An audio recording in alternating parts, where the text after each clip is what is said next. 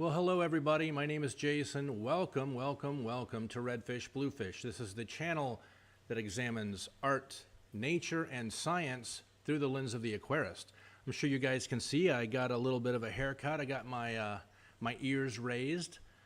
Feels a lot better. We were going to do a little bit of a kind of a nature walkabout this episode. And wouldn't you know it, the climate once again did not cooperate. I mean, shocking, right? The Pacific Northwest getting rain again. Oh, say it isn't so. Anyway, guys, this episode, we're going to do something very different that I have never done on my channel before. We're going to get in and we're going to review the results of a scientific experiment that was done out of Osaka City University. That's in Japan, of course, city of Osaka.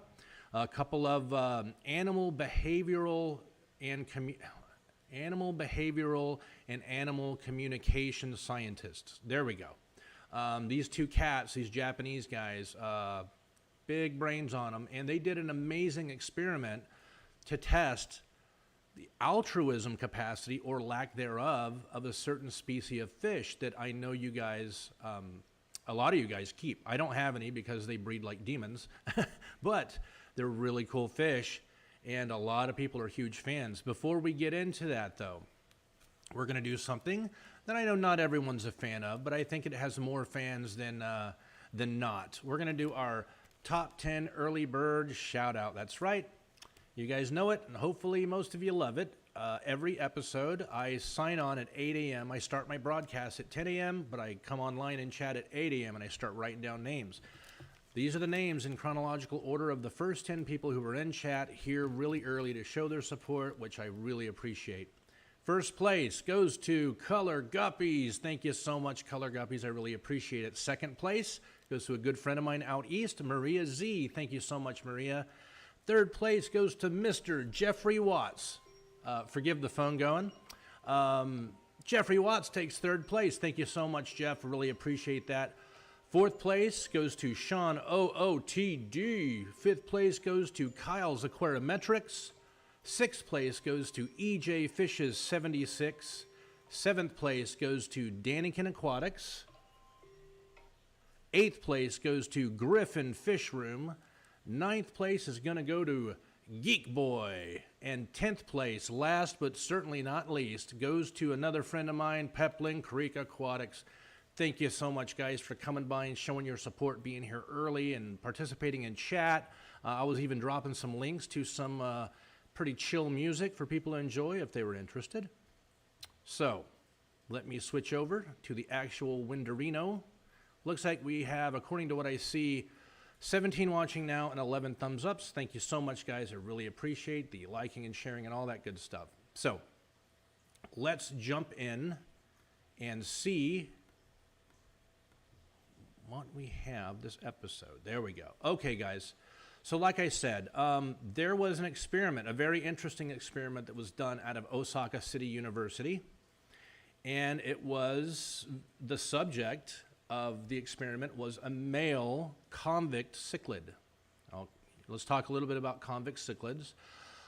Once they pair up, right? Once a male and a female, they decide, they're courting each other. Often the males will court multiple females, and the females will accept courtship from multiple males, right? These cichlids. But once they finally decide, hey, we're mates, we're going to breed, that's it. They're off the market, right? They're not interested anymore in courting behavior once they successfully pair off or marry a fish, right? So that's very specific behavior to convict cichlids, and it's not unique to only convicts. A lot of fish behave that way. But convicts, specifically a male convict cichlid, was the subject of this experiment. Now, I'm going to switch over to another window really quickly where I have some graphics behind me, and I'll shrink down in a small window. We can talk about how they ran this experiment.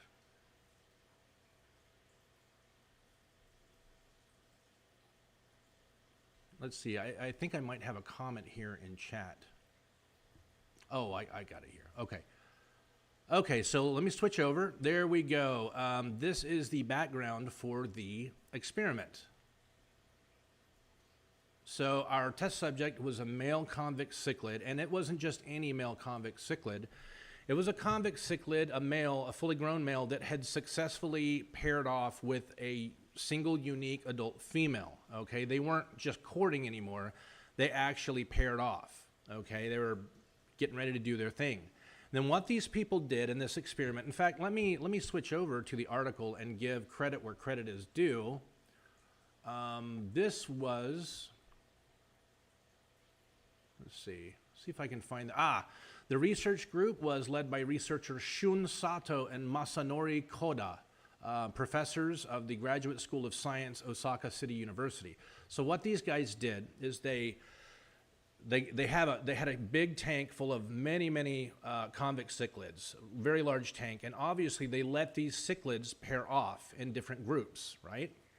So what they did is one pair that had successfully paired off, they took the male and they placed him inside of, if you look up here, that corner, they placed him inside of a tank, the experiment tank, right? And it's basically a really large tank that's kind of cut in half. It's divided, right? So in his half, that's where he lived. And you can see in his tank, in his half of the tank, there's actually two really small chambers with an entrance door to each one down low.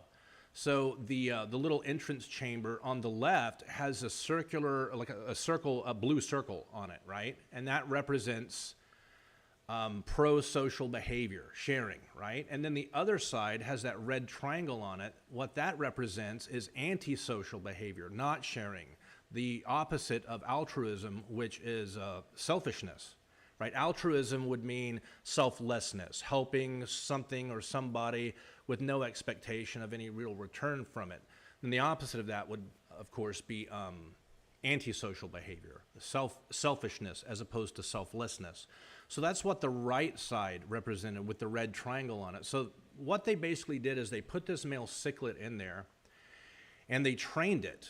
It took a while for the fish to get it, but it finally got it, that it would only receive food if it went in one of two of those chambers, okay? Now, when it went into the left chamber, over time, the fish began to realize that the researchers would, when it goes into the left chamber with the blue circle on it, the researchers would feed the fish inside that little box, and they would also feed the adjoining tank that it's connected to. And then anytime the fish would go into the other feeding chamber with the red triangle on it, they would only feed that fish in that little chamber with the red triangle on it. They would not feed the adjoining tank. So it took a while for the fish to get this concept, this male convict. But indeed, it did learn over time what those symbols meant. And let's back up a little bit. There are a lot of animals that don't recognize color at all. Fish definitely do. Fish see full color just like we do, just like birds do. Other animals like deer and some smaller mammals, they do not really see color.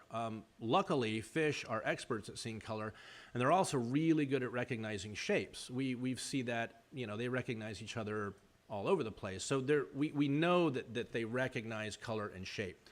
So over time, this fish did learn that if it went to the circular blue chamber, it would get fed, and the researchers would also feed the adjoining tank. And they would do the opposite. They would not feed the adjoining tank if the fish went into the chamber with the red triangle on it. So then what they did, very interesting, they introduced his mate to the tank, his female, to the adjoining tank. And as you might expect, the male always chose to go to the feeding chamber with the blue circle on it, always. So the researchers would feed him and feed his mate. Again and again and again, they did this. They demonstrated that when there was no fish present whatsoever, when they removed the female, he would make no choice unless he was hungry. And then the choice was considered irrelevant. There's no other subject. So then what they did is they introduced males to the adjoining tank that this male knew, right? That were known to him, which is to say They took other males out of the big master tank that he came out of, right? So his buddies, fish that he knows, that are not rivals, right? Interestingly, every time the test subject, our male convict Cichlid, chose altruism, every time it would go to the feeding chamber with the blue circle on it. Why? Well, not only to get fed, but to also practice altruism. These are my buddies. They're not rivals. They're my pals. I want them to eat too. Every single time the fish would make that decision. Now, this is where it gets pretty interesting, okay? They took those male fish out, right, and ran the experiment again. Once again, the fish would make neither pro-social choice or anti-social choice. It would make no choice at all. It would just, there's no reason to go in there.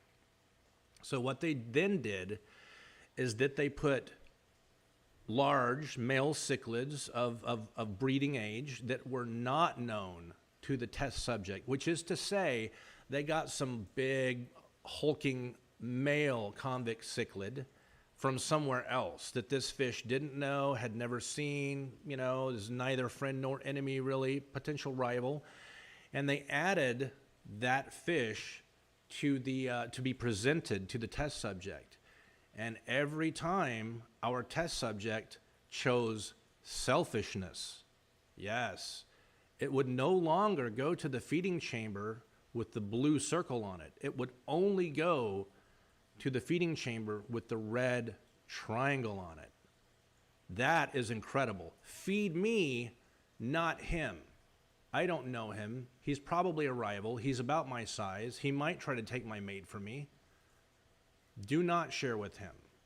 That is amazingly interesting to me. That fish, who, you know, I don't think that we give them enough credit for being able to reason and to let's just say what it is, to work out logic. Yeah, it's fish logic, but it is logic.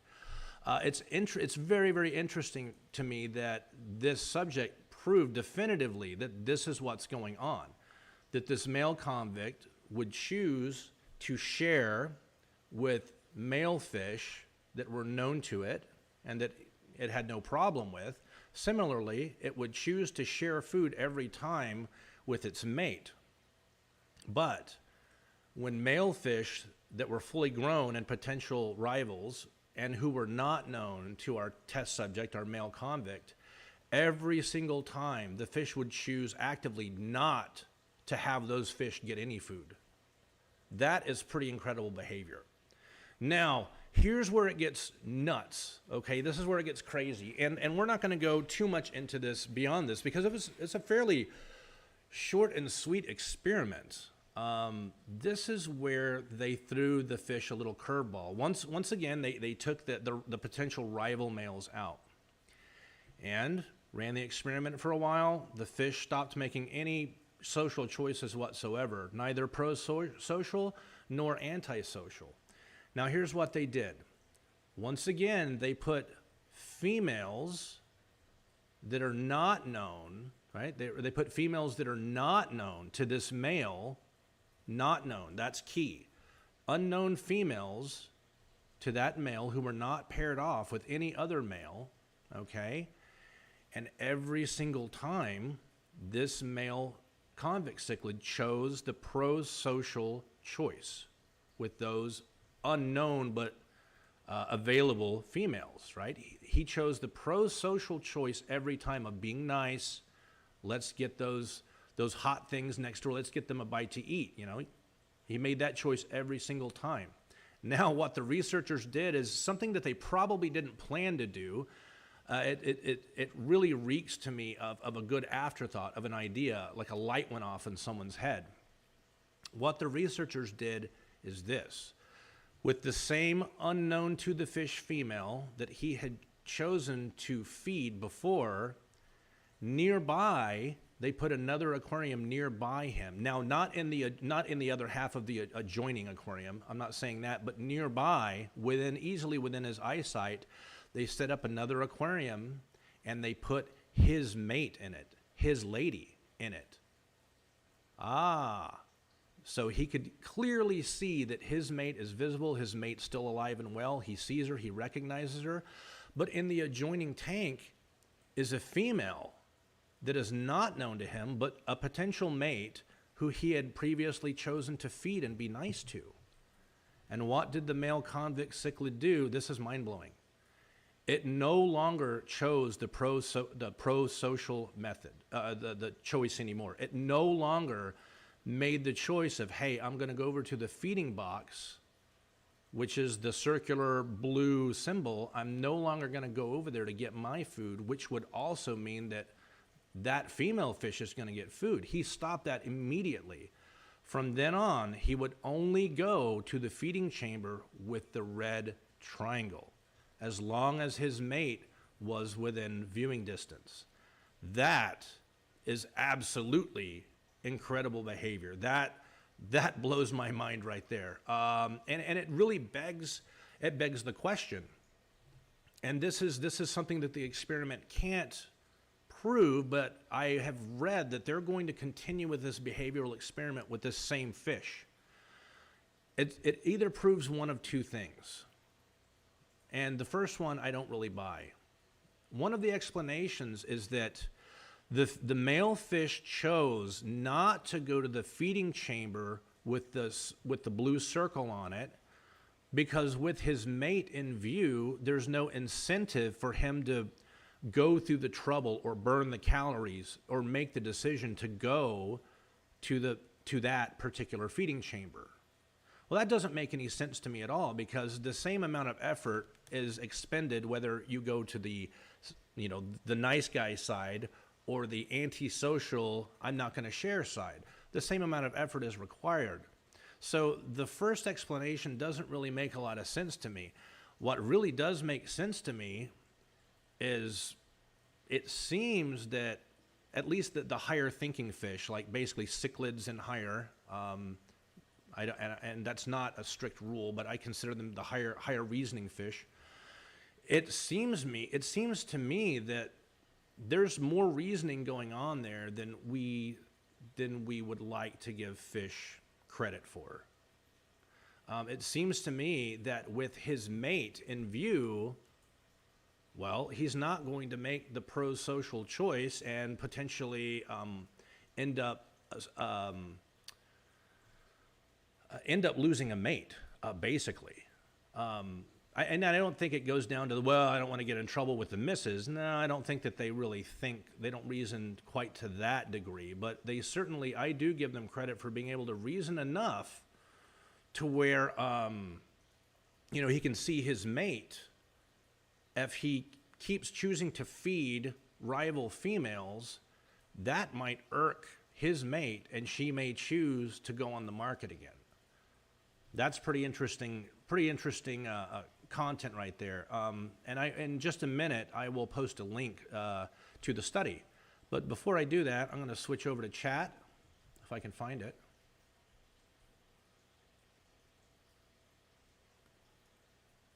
Okay, here we go.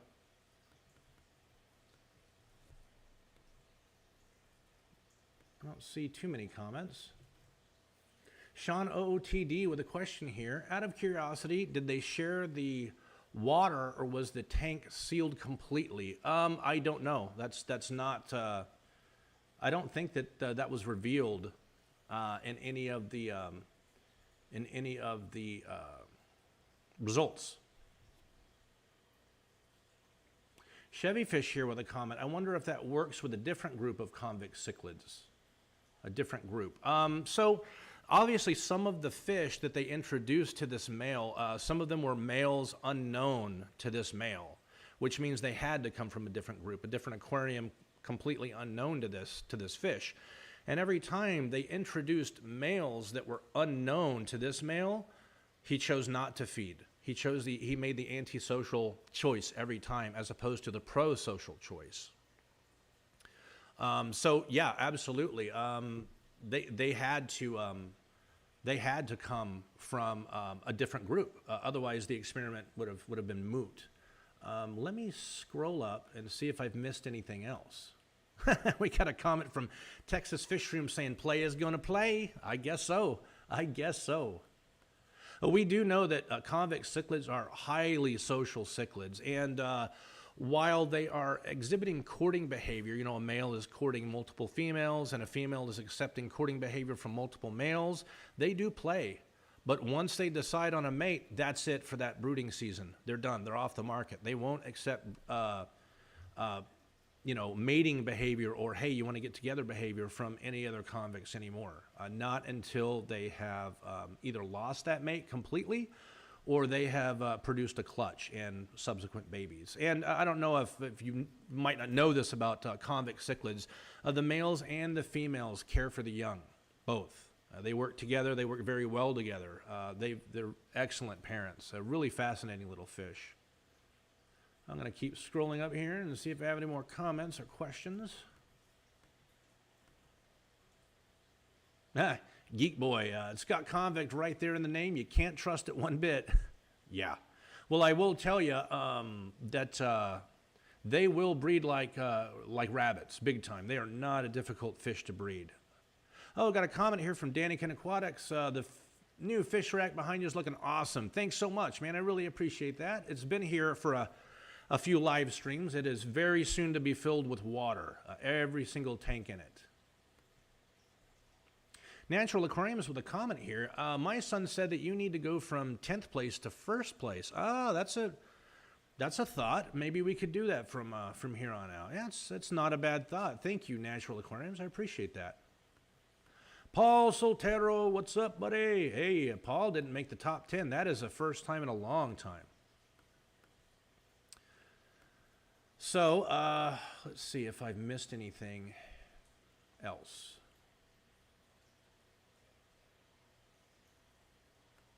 Yes, I was being asked earlier about the Apistogramma sp. abacachi that I received about 10 days ago or so. They're doing great. Everyone's doing great. They're on the last leg of their quarantine/treatment. I did pre-treat these fish. They were bred in captivity by a really talented breeder. Just full disclosure, these fish came in squeaky clean.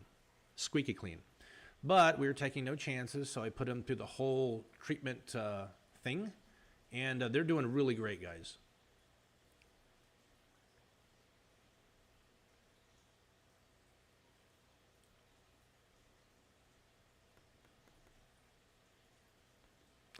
Sean OOTD here, the logic behind it, is wondering if it was a visual thing or hormonal.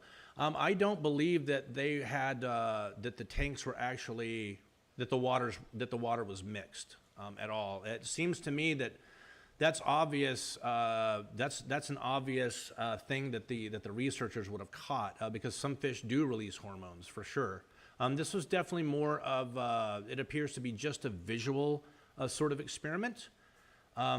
Again, a male on one side of the tank, you know, presented with a different choice of known males that it doesn't have any problem with, which is to say males that came from its own massive colony, right? Had no problem being friendly with those fish. It would every time go to the feeding chamber with the blue circle, which means feed me and my buddy next door. The fish learned what this meant. Now, when those males were removed and rival males were put in, which is to say males that are big, the same size as him, and that were not known to that fish, every single time our test subject went to the red triangle, which means feed me, not them. Under no circumstances are you to feed them. I don't know them. I don't like them. So the fish again and again and again made the antisocial choice based off of sight alone. So now after that, you know, females not known to it, I'm sorry, its mate was introduced. Its female mate was introduced after that. As you might guess, every time the fish chose to share, feed me and my mate. And then when his mate was removed and females unknown to it, right, who were not paired off with any other fish, when they were placed in the presentation tank, every time the male would choose to share with them as well. They are not rivals, and his mate's not around.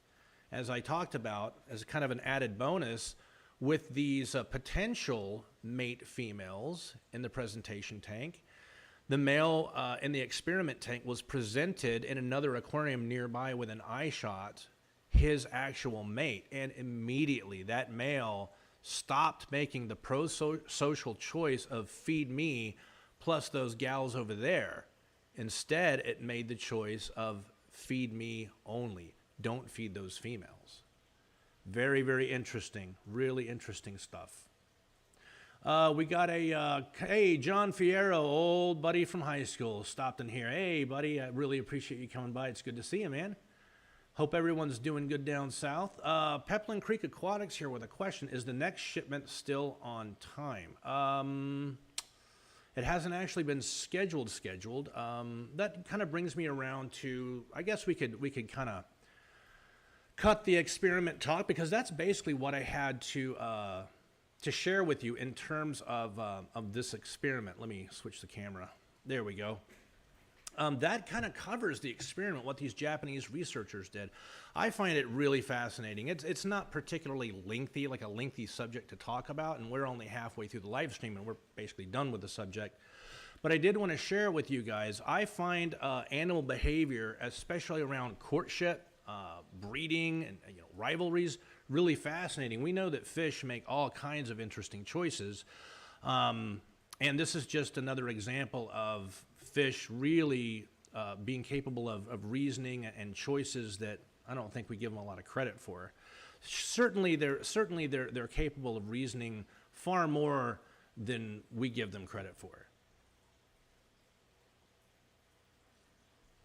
Shauna OOTD with a follow-on comment here. Well, even if the males gave off a hormone or smell it, that's why I was asking, but being visual, that's an even more impressive experiment. Yeah, I think so as well.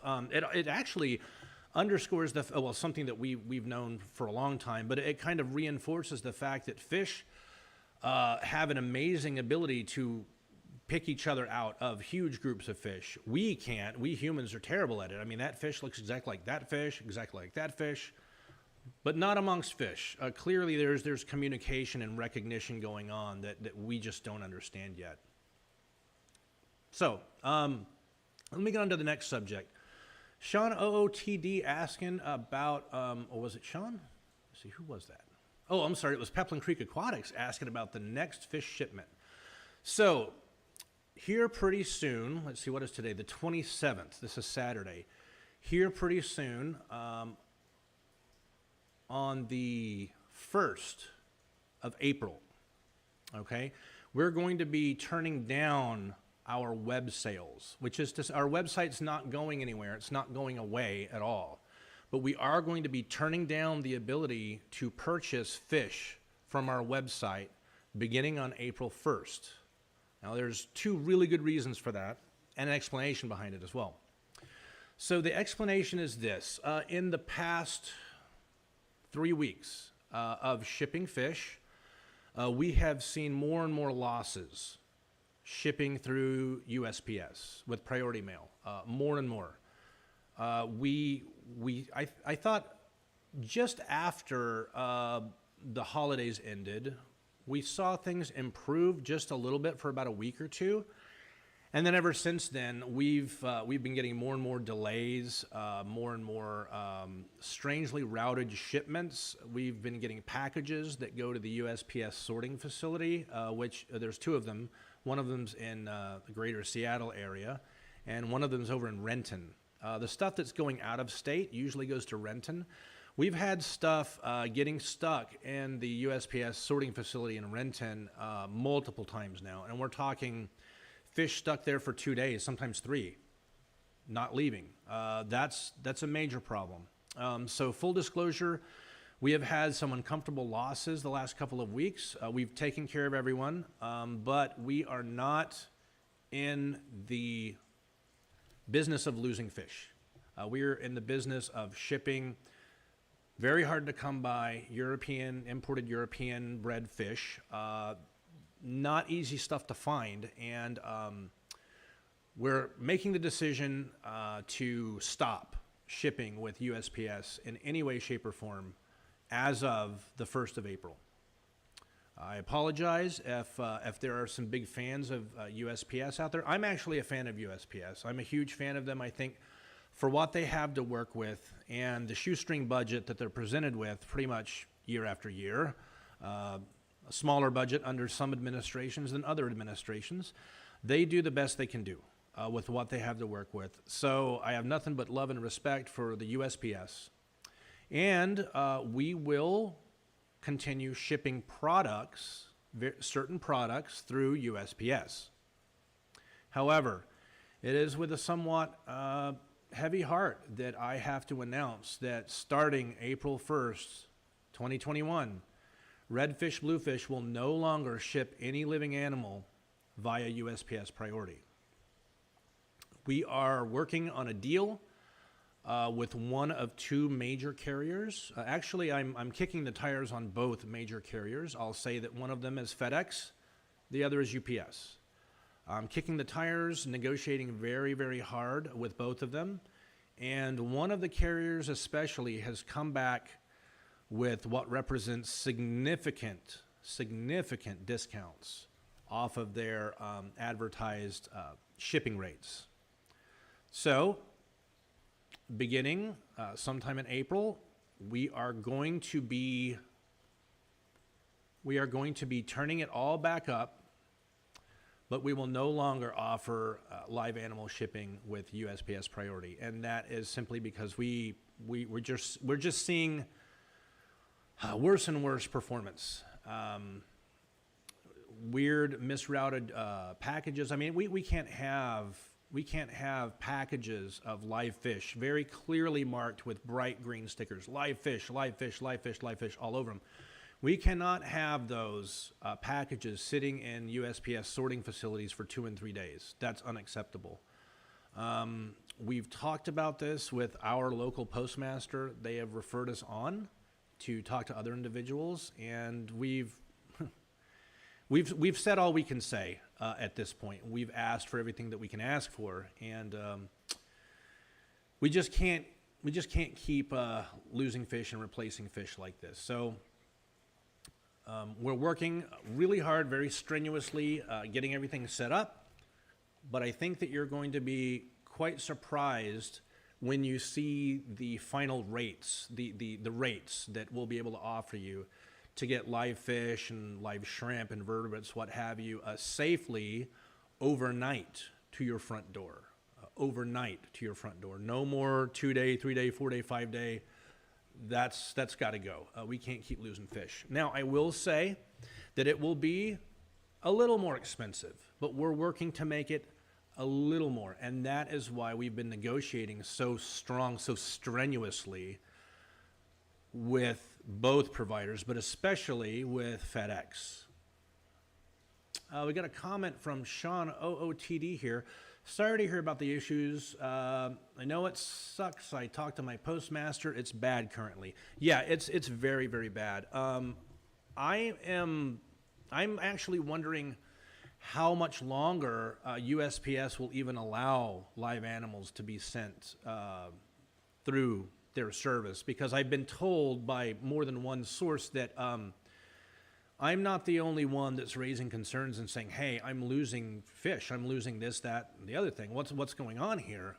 I'm not the only one that's complaining. USPS is definitely hearing those complaints, and it's getting their attention because they're having to do investigations. In some cases, they're having to refund money. It's a bad situation. Paul Soltero, who just so happens to be, I believe, a retired, I can't remember if it's FedEx or UPS, Paul. I think it's UPS. Paul says, as long as you can maintain certain shipping levels, you should get reasonably priced shipping from either of them. That's absolutely correct. And it's all about how much you ship. That's what they want to know. If you ever approach any large shipper, a UPS, FedEx, could be DHL, whatever, the question that they're always going to ask is, how many packages a week or a month do you ship? That's what they want to know. And, provided you're shipping enough, you'll get their attention. And luckily we are. But sadly, we're going to have to to pull the plug on shipping live animals with USPS.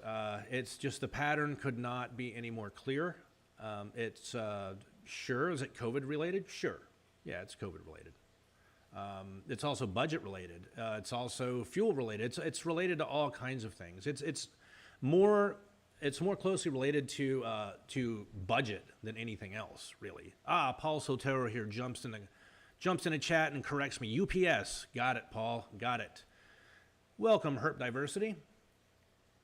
Yeah, so again, just to kind of recap, starting fairly soon, we are no longer going to be providing fish to your front doorstep by way of USPS in any way, shape, or form. Not even USPS overnight, which, by the way, is never overnight.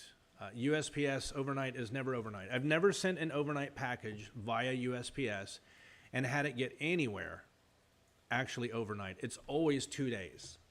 So I'm not sure if that's just the way that they play with, you know, the service level agreement and the fine print, or if it's just logistical, it's just the luck of the draw.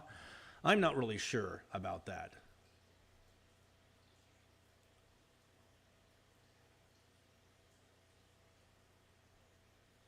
Sorry, I'm just scanning up in chat and seeing if I missed anything. So it is very likely, in fact, it's almost guaranteed that come April 1st, if you go to redfishbluefish.shop, you will no longer be able to check out online. We'll still have a button there that says, you know, add this fish to your wish list. We're still going to be updating the site with fish that we're getting in. You'll be able to look at all of that cool stuff. You'll be able to add stuff to your wish list, but we simply must get the shipping situation solved. I know that you guys don't want to get boxes full of losses any more than we want to send them. That's not fun for anybody. So, little announcement there. I know it wasn't on the agenda for this live stream's discussion. It looks like we've got 32 people in here and 25 likes. I really appreciate it, guys. Thanks so much. Like I said, we were going to do this nice little kind of nature walk outside, and once again, it's gray and drizzly and gross. Really wish we could get a break. Just for once. Give us a break on the weather, man. We did actually have a few sunny days. Was it 2-3 days ago? I think it lasted for like 2 days. Man, it was something else. It was amazing. Oh, well, thank you so much, QC Aquaholic, with a kind comment here.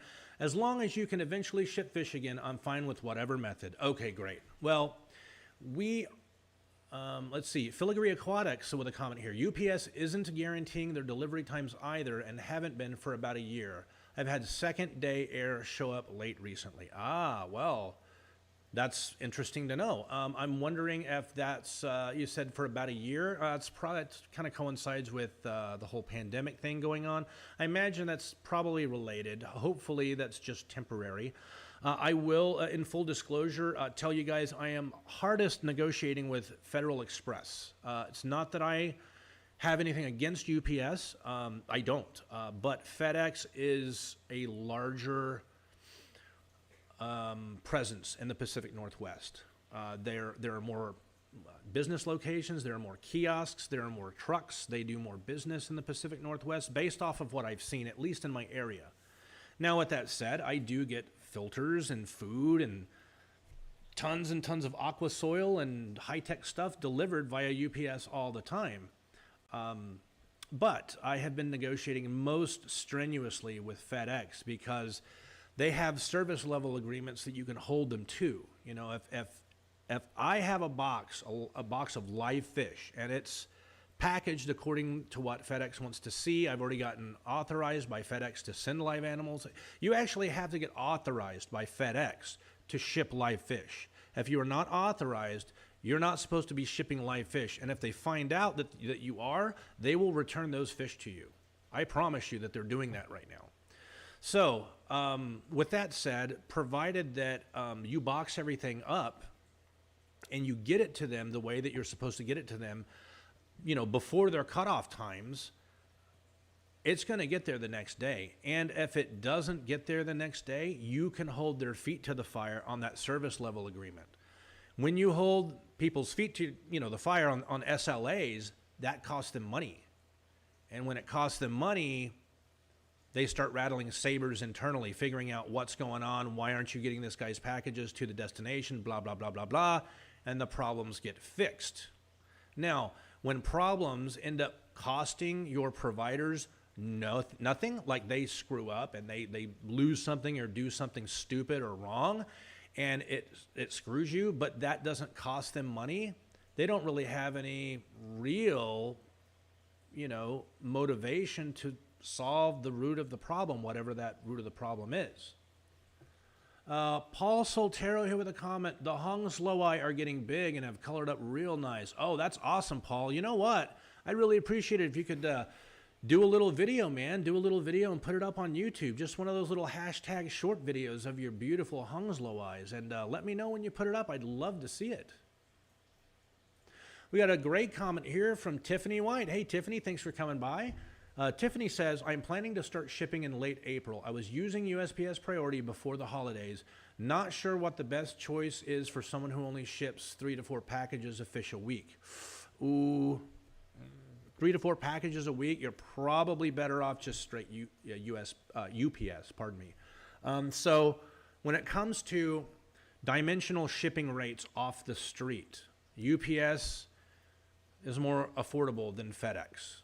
I've seen it. It's true. And if you have like a website with like BigCommerce or Shopify or Square, I'm not sure if Square does it, but if you have like a basic kind of e-commerce site, Tiffany, this is for you, Tiffany, often through BigCommerce or through Shopify or through your e-commerce website provider, you can get much better shipping rates if you'll purchase your shipping through them, because they kind of act as your shipping services dealer. So think of it this way. With UPS, with FedEx, with all these carriers, the more you ship, the better rates you get, right?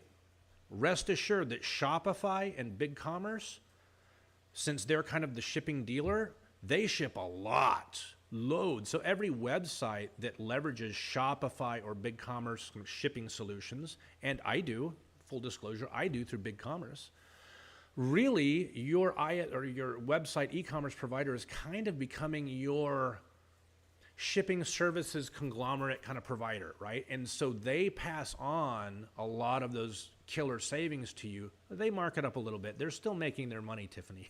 Rest assured. Oh, Tiffany White says, right now I'm on GetGills. Okay, yeah, GetGills isn't going to help you at all because they don't do any shipping whatsoever. It's kind of like a really small sort of eBay for fish kind of thing. But it's an option. If you do get into like setting up a little website, there's some really affordable options through BigCommerce and Shopify. You don't have to go with the gold or platinum plan or whatever. You can get like $20-30 a month. Get a little e-commerce site set up. Might be worth it because it opens the door to using like ShipStation and Shipify and these plugged-in third-party providers that are basically part of that platform. You get much better rates on UPS Next Day Super Saver Air and Next Day Air. You get much better rates than if you walk in off the street. For instance, you got a 12-inch by 12-inch by 12-inch box full of fish, right? And that's usually what I ship, a cubic foot of fish, live fish, with a heat pack and styrofoam and all that stuff. You walk in off the street, you go to a UPS store, or you go to a third-party provider, Big John's Ship World Plus or whatever, right? You try to send that across the country, Tiffany White. They're going to come back and tell you that costs $95 to ship overnight, maybe $100, okay? If you do that through one of these like Shopify or BigCommerce or whatever, these providers that like Shipify or ShipStation or any of those guys, you're going to probably shave immediately 50% off of that price, maybe 40%. So right off the bat, it's a big savings. So you might want to look into that. I hope that helps you out a bit. So guys, if you have not checked out Tiffany White's channel, you definitely should. Tiffany White is a really talented angelfish breeder. She breeds freshwater angelfish, and she's got a bunch of really cool strains going on. Whenever she puts out a video, I always check them out, because that's kind of how I got into the hobby. I got into the hobby because of, well, I got into the hobby when I was a kid because of, I was a kid. But when I started breeding fish, I jumped from like breeding guppies, and I was like, man, they're cool. I like guppies, but this is too easy. I jumped from breeding guppies to breeding angelfish and discus, but especially angelfish. And that's why I really dig Tiffany White's content, because I am a reformed angelfish breeder. So guys, check out Tiffany White's content. If you have not yet checked it out, get smart and check it out. Anyway, let me scroll on up and see what else I'm missing here in chat. I'm almost guaranteed to miss stuff in chat. Here we got a comment here from Filigree Aquatics. Says, the UPS driver was like, if any fish are dead, don't call us. I'm sure it'll get better. Yeah. That reminds me of, you hear people, like when they're leaving to go to the store or something, they say, okay, guys, if I'm not back in 15 minutes, you need to wait longer. And then they walk out. It's totally unhelpful. Yeah, that is super duper kind of what you run into with some carriers, some providers. It all depends on the agreement that you have with your carrier. FedEx is very interested. Okay, so FedEx is fueled on return business. FedEx likes to sign contracts with people, right? They want to know how much do you ship and what's the average size of your package and blah, blah, blah, blah, blah. I'm really easy. All of my fish, whether you order a pair of guppies or you order 4 discus, they all go in the same size box, full stop. If you order a pair of guppies from me and you're like, that idiot, why did he send them to me in this big box? If you don't like it, don't buy. We don't use multiple sized boxes because it adds way, way, way too much overhead to the operations, which actually ends up costing you more. What happens is, if you use a bunch of different size boxes with different size insulators and different size this, that, and the other thing, you have to stock all of those sizes, right? That takes a lot of money up front. And I guarantee you that when companies do that, they have to begin marking up their packing materials. I don't do that. I never mark up my shipping services. I don't add any profit. I don't add any markup to the heat packs. I don't add markup to the cardboard boxes. We don't mark up the 6-panel fish insulators for the boxes. We don't mark any of that up. That is all cost. Now, if you start offering 8 different sizes of boxes, 3 different heat pack variety options, and all this other stuff, guess what? Now you have to start marking up your shipping material because you're paying through the nose to get all of it in advance. That's a huge outlaying of capital. Hey, Crystals, Pets, and Plants, welcome. Appreciate you coming by. Trenton Brown, yo. Welcome, Trenton Brown. Let's see. So a little bit of a recap. We kind of went over a really cool behavioral experiment that some Japanese fish nerds, I'm sorry, they're not ichthyologists.